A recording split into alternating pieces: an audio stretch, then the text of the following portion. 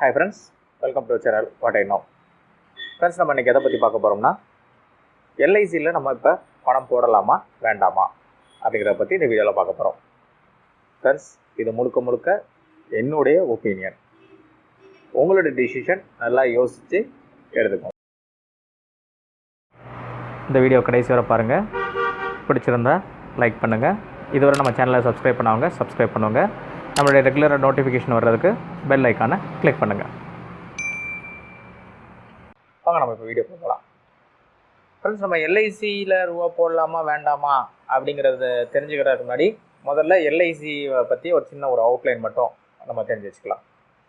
1956க்கு முன்னாடி பார்த்தீங்கன்னா எல்ஐசி மாதிரி மொத்தம் ஒரு 250க்கு மேலே கம்பெனிஸ் வந்து இந்தியாவில் இருந்துச்சு.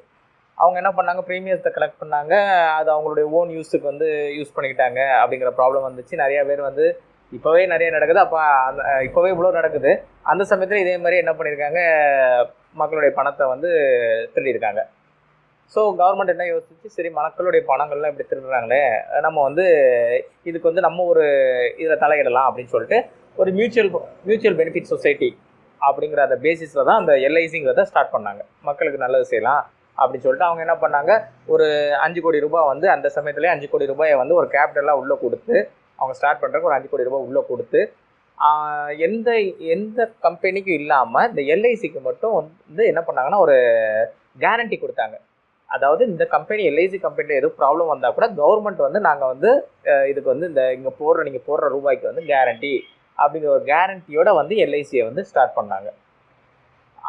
எல்ஐசியும் வந்து பார்த்தீங்கன்னா ரொம்ப நல்ல வளர்ச்சி கொடுத்துட்டு வந்துச்சு. இன்னைக்கு வர எல்ஐசியுடைய வளர்ச்சியில் வந்து குறையே கிடையாது, நல்ல வளர்ச்சி கொடுத்துக்கிட்டே இருக்கு.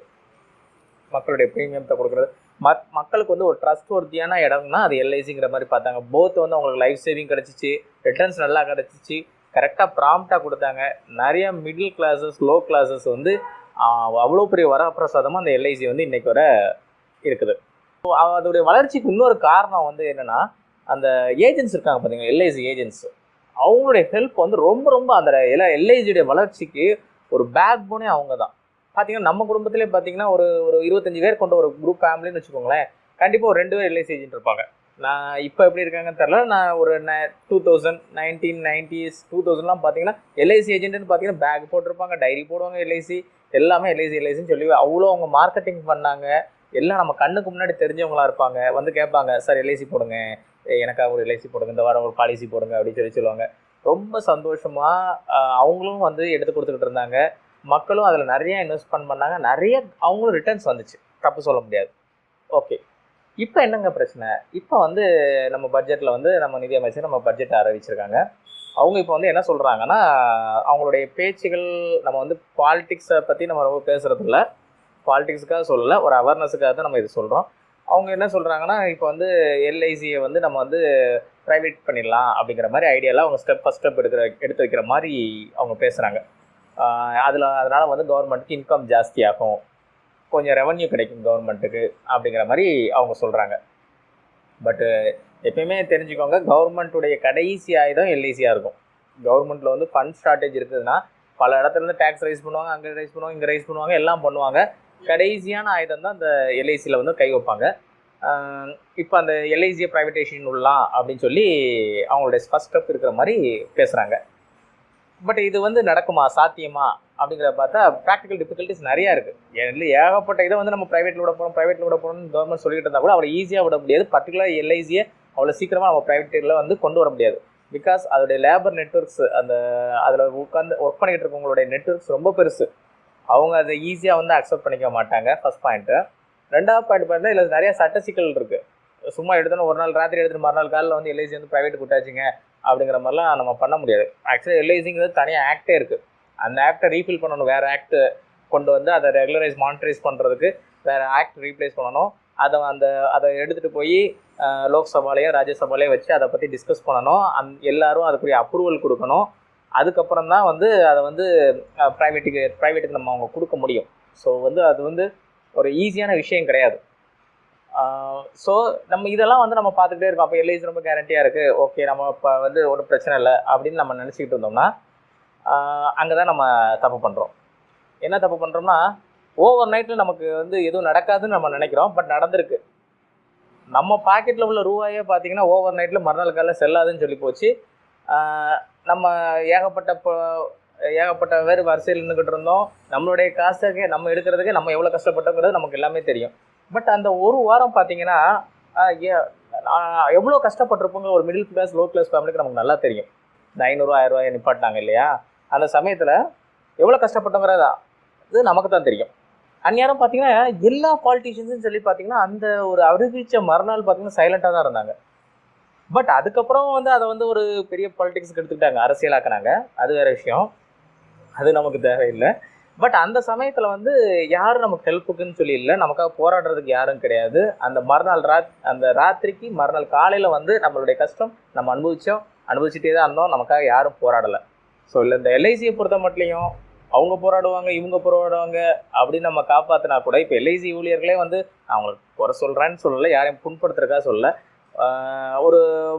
அவங்களும் ஒரு செட் ஆஃப் கோரிக்கைகள் வச்சுட்டு தான் போராடுறாங்க, ப்ரைவேட்டேஷன் விடாதது. அதில் பார்த்தீங்கன்னா மக்களுடைய பணத்தை காப்பாற்றணுங்கிறத விட அவங்களுடைய ஜாபை பண்ணணும், அவங்களுடைய இதுதான் நிறையா இருக்குது. அவங்கள சேஃப்டி பண்ணிக்கிறது, அவங்களுக்குரிய பெனிஃபிட்ஸ் போகுதுங்கிறது மாதிரி தான் நிறைய அவங்களுடைய கோரிக்கை இருக்கே தவிர, நம்மளுடைய பணத்தை யாரும் காப்பாற்றி கொடுத்துருவாங்க கேரண்டி இப்படி அவங்களுக்காக மக்கள் பாவம் நாங்கள் கஷ்டப்பட்டுன்னு சொல்லிட்டு எந்த ஏஜென்ட்ஸோ யாரும் அதுக்காக போராடல. நாங்கள் இது பண்ணியிருக்கோம், நீங்கள் ஒரு ப்ரைவேட்டேஷன் விட்டோம்னா கேரண்டி கிடையாது அவங்களுடைய மணிக்கு அப்படிங்கிற மாதிரி யாரும் இவங்க சொல்லலை. நம்மளுடைய ஏஜென்ட்ஸோ நமக்கு எடுத்த ஏஜென்ட்ஸோ யாரும் சொல்ல.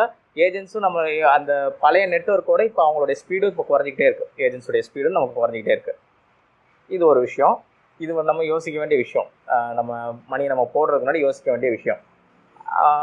என்னன்னாலும் இது லோக்சபாவில் பாஸ் பண்ணணும், ராஜ்யசபாவில் பாஸ் பண்ணணும், அந்த இந்த ஃபார்மாலிட்டிஸ் நடக்கிற நமக்கு ஒரு லா இருந்தால் கூட நம்ம இந்த ரூபா நோட்டு செல்லாதுன்னு அறிவிச்சப்போ அந்த லாலாம் எங்கே போச்சு?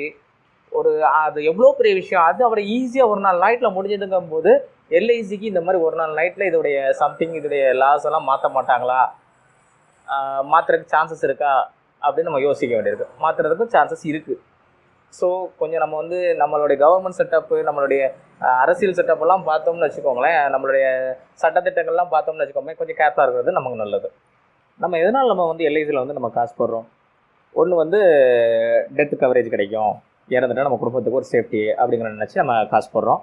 இன்னொன்று ஒரு பிள்ளைகளுக்கு படிக்கிற சமயங்கள்லையோ ஒரு சமயத்துலேயே நமக்கு ஒரு அமௌண்ட் கிடைக்கும், ஒரு பல்காக கிடைக்கும் அப்படிங்கிறக்காக நம்ம இந்த எல்ஐசியில் அமௌண்ட் போடுறோம் இல்லையா?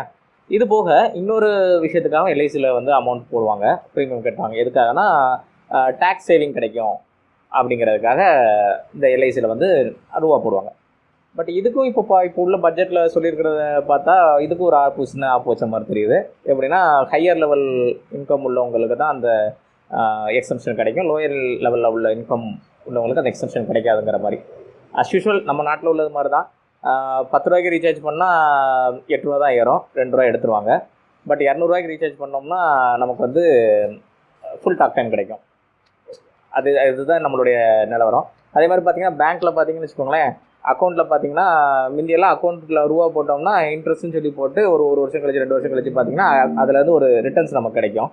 இப்போல்லாம் அப்படி கிடையாது, ரிட்டர்ன்ஸ் எல்லாம் கிடைக்கிறதில்ல. பேங்க்கை பொறுத்த மட்டும் கட் பண்ணிக்கிட்டே தான் போவாங்க. நீங்கள் அந்த சார்ஜ் மெயின்டைன் பண்ணல, இந்த சார்ஜ் மெயின்டைன் பண்ணல, இது இப்படின்னு சொல்லிட்டு. நான் ஒரு பேங்க்கில் அக்கௌண்ட் ஆரம்பித்தேன், ஒரு 1000 ரூபாயோ 1008 ரூபாயோ அக்கௌண்ட் இருந்துச்சு. ஒரு 4 வருஷம் கழிச்சு அந்த அக்கௌண்ட்டை பார்த்தேன் மைனஸில் இருந்துச்சு, நீங்கள் தான் கட்டணும் அப்படின்னு சொல்லிட்டு வந்துருந்துச்சு. நான் என் காசு காலியாக போயிடுச்சு, கேட்டால் சார்ஜஸ்ஸு. போன வருஷம் பார்த்தீங்கன்னா கடைசியாக மந்த் இயர் இண்டில் ஒரு சார்ஜ் போட்டுருக்காங்க 4000 ரூபா. அது பேர் என்னென்னா லெட்ஜர் ஃபோலியோ சார்ஜஸ் 4000 ரூபா. லெட்ஜர் ஃபோலியோ சார்ஜஸ்ங்கிறது எதுக்காக இருந்துச்சுன்னா, முதல்ல லெட்ஜர் நோட்டாக எழுதுவாங்க. அந்த நோட்டை மெயின்டைன் பண்ணுறதுக்கு அது கிளரிக்கல் ஒர்க்குக்காக நம்மள்ட்ட ஒரு சார்ஜுன்னு சொல்லி வாங்கினாங்க. பட் இப்போ எல்லாமே கம்ப்யூட்டரைஸ்டு. பட் இப்போயும் பார்த்தீங்கன்னா லெட்ஜர் ஃபோலியோ சார்ஜஸ் மொத்தத்துக்கு 4000 ரூபா அந்த அக்கௌண்ட்டுக்கு. நான் இத்தனைக்கு ஸ்டேட்மெண்ட் கூட பேங்க்கில் வாங்குறதுல நெட் பேங்கிங்கில் தான் எடுத்துக்கிட்டு இருக்கேன். பட் அந்த மாதிரி தான் இப்போ உள்ள சுச்சுவேஷன்ஸ் இருக்குது. ஸோ இதெல்லாம் எதுக்காக சொல்ல வரேன்னா, நம்மளுடைய ட்ரெண்டிங் எல்லாமே ஒரு வேறு மாதிரி இப்போ போய்கிட்டு இருக்குது. நம்ம பேங்க்கில் போட்டு பேங்க்கை டிபெண்ட் பண்ணி இருந்த காலம்லாம் போயிட்டு பேங்க் நம்மகிட்ட இருந்து காசு எடுத்துக்கிட்டே போகிற நிலைமைக்கு நம்ம இப்போ வந்துட்டோம். இதெல்லாம் எதுக்கு சொல்கிறேன்னா, கண்ணால் நம்ம பார்த்து நம்ம சேர்த்து வச்சு நம்ம கஷ்டப்பட்டு வச்சுக்கிற காசே நமக்குன்னு இப்போ இருக்கிறது இல்லை, நம்மள்ட்ட போயிடுது. இதுதான் இன்றைக்குள்ள ட்ரெண்டு. ஸோ நம்ம ஃப்யூச்சர் நம்பி எதையும் இன்வெஸ்ட்மெண்ட் பண்ணக்கூடிய சுச்சுவேஷனில் இப்போ இல்லை. இன்னொரு விஷயம், சில விஷயங்களை நம்ம பார்க்க வேண்டியது. இதில் வந்து என்ன சொல்லிட்டாங்கன்னா, செப்டம்பர் மாதம் 2019 வந்து என்ன சொல்லிட்டாங்க, ஒரு 5 கம்பெனியில் கொண்டு போய் இன்வெஸ்ட் பண்ணியிருக்காங்க. எல்ஐசி வந்து கொண்டு போய் இன்வெஸ்ட் பண்ணியிருக்காங்க. அதனால் மொத்தத்துக்கு 20,000 crores வந்து 20,000 கோடி வந்து லாஸில் இருக்குது அப்படின்னு அவங்க சொல்கிறாங்க. இது உண்மையா பொய்யாங்கிறது நமக்கு தெரியல. பட் வந்து இதை வந்து மறுக்கலை. அவங்க வந்து இந்த மாதிரி லாஸ் ஆயிருக்குங்கிறத எல்ஐசி வந்து மறுத்த மாதிரி தெரியல. பட் இருக்குது, அவங்க வந்து வெளியில் வந்து இன்வெஸ்ட் பண்ணியிருக்காங்க. ப்ராஃபிட் வந்து 50 கோடி வந்திருக்கு. ஸோ ப்ராஃபிட்டும் இருக்குது. சில கம்பெனியில் இன்வெஸ்ட் பண்ணியிருக்காங்க, ப்ராஃபிட் வந்திருக்கு. சில விஷயங்களை இன்வெஸ்ட் பண்ணியிருக்காங்க, லாஸில் போயிருக்கு. பட் கம்பேர் பண்ணோம்னா ப்ராஃபிட்டு 50 கோடி, லாஸ் பார்த்தீங்கன்னா 20,000 கோடி. பட் இன்றைக்கும் வந்து எல்ஐசி ப்ராஃபிட்டில் தான் ஓடிட்டுருக்குங்கிறது அவங்க சொல்லிகிட்டு இருக்காங்க. அதே மாதிரி பார்த்தீங்கன்னா நிறையா தமிழ்நாடு கவர்மெண்ட்டும் சரி, கவர்மெண்ட்டுடைய நிறைய ப்ரைவேட் செக்ஷன் உடைய ஷேர்ஸ் வந்து நாங்கள் வச்சுருக்கோம், டெபஞ்சர்ஸை நாங்கள் வச்சுருக்கோம் அப்படின்னு சொல்கிறாங்க. அது யூஸ்லெஸ்ஸு. இப்போ எலக்ட்ரிசிட்டி இபி டிபார்ட்மெண்ட்லாம் இருக்குன்னு வச்சுக்கோங்களேன், அதெல்லாம் ரொம்ப புவர் கண்டிஷனில் போய்கிட்டு இருக்குது. அதோடைய இதை தூக்கி நம்ம வச்சுருந்து என்ன செய்கிறது? அவங்களுடைய கடன் பத்திரத்தை வந்து வச்சுட்டு நம்ம என்ன செய்கிறது? எல்ஐசி வச்சுட்டு என்ன செய்கிறது?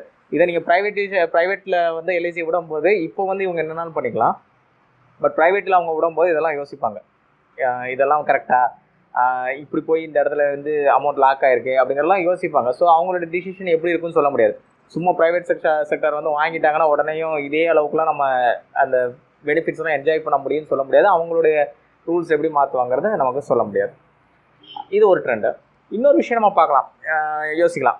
இன்வெஸ்ட்மெண்ட் வந்து நம்ம இப்படி பண்ணுறோம், ஃபியூச்சரில் நல்ல ரிட்டர்ன்ஸ் கிடைக்குது அப்படிங்கிறத நம்ம நினைக்கலாம். இப்போ நம்ம போட்டால் உடனே இத்தனை வருஷம் கழிச்சு நமக்கு இத்தனை டபுளாக கிடைச்சிருது, 1 லட்ச ரூபா தான் போடுற, 2 லட்ச ரூபா தான் கிடைக்குது அப்படிங்கிறத வந்து நம்ம நினைக்கிறோன்னா அதெல்லாம் சும்மா நம்மளை ஏமாத்துற விஷயம்.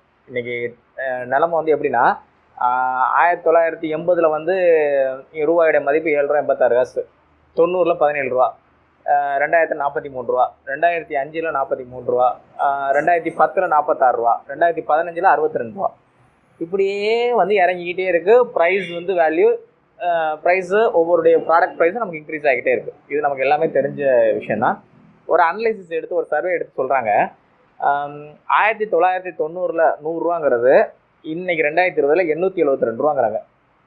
பணவீக்கம் அப்புறம் விலைவாசி இது எல்லாத்தையும் வச்சு பார்க்கும்போது 1990 100 இன்னைக்கு 872 ரூபா.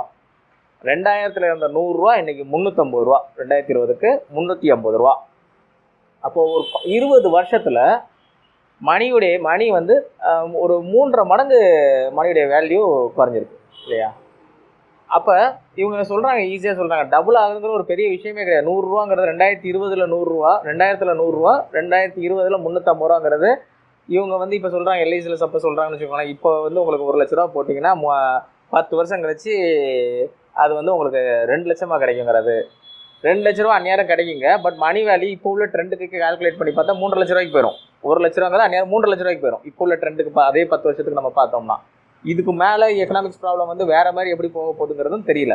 ஸோ இவங்க சொல்கிறாங்கள ரிட்டர்ன்ஸ் அவ்வளோ வருது இவ்வளோ வருதுங்கிறது, இவங்க கொடுக்குற இன்ட்ரெஸ்ட் ரேட்டுக்கு கூட, நம்ம இன்ட்ரெஸ்ட் ரேட்டு ஒரு ஃபிக்ஸட் டெபாசிட்டில் ஒரு இன்ட்ரெஸ்ட் ரேட் போடுறோன்னு பார்த்தீங்களா, அந்த ரேட்டு கூட மணி வேல்யூ கால்குலேட் பண்ணும்போது ஒர்க் அவுட் ஆகாது.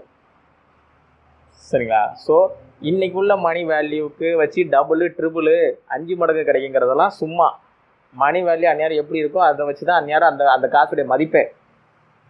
அப்போ நமக்கு ஒரு பாயிண்ட் வந்து கட் ஆயிடுச்சு. என்ன பாயிண்ட் கட் ஆயிடுச்சு? இன்வெஸ்ட்மெண்ட், இது ஒரு குட் இன்வெஸ்ட்மெண்ட் பிளானுங்கிறது கட் ஆகி போச்சு. டேக்ஸ் பெனிஃபிட் கிடைக்குது, அதுவும் கட் ஆகி போச்சு, கிடையாதுன்னு ஆயிடுச்சு. மூணாவது என்னது? டெத்துக்கு அப்புறம் நமக்கு வந்து ஃபேமிலிக்கு வந்து ஏதோ ஒரு பல்க் அமௌண்ட் கிடைக்குமே. என்னங்க பல்க் அமௌண்ட்டு? இறந்ததுக்கப்புறம் என்ன பெரிய பல்க் அமௌண்ட் கிடைச்சிரும்? நீங்கள் வந்து 1 லட்ச ரூபாய்க்கு ஒரு பாலிசி எடுத்திருக்கான்னா அவனுக்கு வந்து அந்த 1 லட்ச ரூபா காசுங்கிற எவ்வளோ நாளைக்கு ஓடும்? அவன் போட்ட பாலிசிக்கு அவனுடைய கெப்பாசிட்டிக்கு அவன் போட்டிருக்கான். 1 லட்ச ரூபாய்க்கு போட்டிருக்கானா 1 வருஷத்துக்கு அந்த பாலிசி வரும். 10 லட்ச ரூபா ஒரு பாலிசி ஹோல்டர் ஒருத்தன் போட்டிருக்கானா அவன் 10 லட்ச ரூபாய்க்கு தகுந்த மாதிரி ஒரு லைஃப் ஸ்டைல் வாழ்ந்துருப்பான். அவனுக்கு அந்த ஒரு வருஷத்தோட அந்த காசு காலியாக போயிடும். ஸோ யாருக்குனாலுமே அவனுடைய சர்வைவலுக்கு இந்த எல்ஐசி பாலிசி ஒரு ஹியூமன் மாதிரி உதவி பண்ண போகிறது கிடையாது. ஸோ என்னுடைய பாயிண்ட் ஆஃப் வியூவில் கேட்டிங்கன்னா, இப்போ இருக்கிற எக்கனாமிக்ஸ் ப்ராப்ளம்ஸு எல்லாத்தையும் நம்ம பார்க்கும்போது அவங்க கவர்மெண்ட்ஸ் வந்து இதை இன்வெஸ்ட்மெண்ட் பண்ணுற விதங்கள் இது எல்லாத்தையும் நம்ம பார்க்குற போது இன்றைக்கி தேதிக்கு எல்ஐசியில் வந்து நம்ம இன்வெஸ்ட் பண்ணுறதோட நம்மளுடைய பணத்தை எடுத்து, நான் பேங்க்கில் போடுங்கன்னு கூட சொல்லலை, பணமாகவே கையில் வச்சுக்கோங்கன்னு சொல்கிறேன். பேங்க்கில் போட்டு வைங்க, டெபாசிட் போடுங்க, இன்வெஸ்ட்மெண்ட் பிளான் எதுவுமே இப்போதைக்கு கரெக்டாக இருக்கிற மாதிரி தெரியல. எதில் இன்வெஸ்ட் பண்ணாலும் நம்ம பணம் சேஃப்டியா அப்படின்னு சொல்லக்கூடிய நிலைமையில இல்லை. பட் என்னுடைய பாயிண்ட் ஆஃப் வியூ, என்னுடைய சொந்த அனுபவத்தில் சொல்கிறேன், இன்வெஸ்ட்மெண்ட் இன் கோல்டு வந்து பெஸ்ட்டு. நீங்கள் பணத்தை தூக்கி அங்கிட்டு போட்டு இங்கிட்டு போடுறதுக்கு கோல்டில் இன்வெஸ்ட் பண்ணிங்கன்னா அது ஒரு பெஸ்ட்டு. அடுத்த வீடியோவில் உங்களுக்கு வந்து கோல்டில் இன்வெஸ்ட்மெண்ட் பண்ணுறதுனால என்னெல்லாம் வந்து நமக்கு நன்மைகள் இருக்குது, அதோடைய பாஸ்ட் ட்ரெண்டிங் எப்படி போயிட்டு இருந்திருக்கு அப்படிங்கிறத நான் அடுத்த வீடியோவில் சொல்கிறேன். இது எல்லாமே முழுக்க என்னுடைய சுயமான கருத்து. நீங்கள் இதில் உள்ள ப்ளஸ் மைனஸை அனலைஸ் பண்ணிவிட்டு எதுவும் உங்களுடைய ஃபீட்பேக்ஸ் இருந்துச்சுன்னா எனக்கு கமெண்ட் செக்ஷனில் கொடுங்க. அடுத்ததில் நான் திருத்திக்கிறேன். என்னுடைய கருத்து தவறாக இருந்துச்சுன்னா அதையும் கமெண்ட் செக்ஷனில் சொல்லுங்கள், நம்ம திருத்திக்கலாம். அதை நம்ம வந்து ஒரு மக்களுக்கு எது தேவையானதோ எது நல்லதோ அதை நம்ம சொல்லலாம். Thank you friends.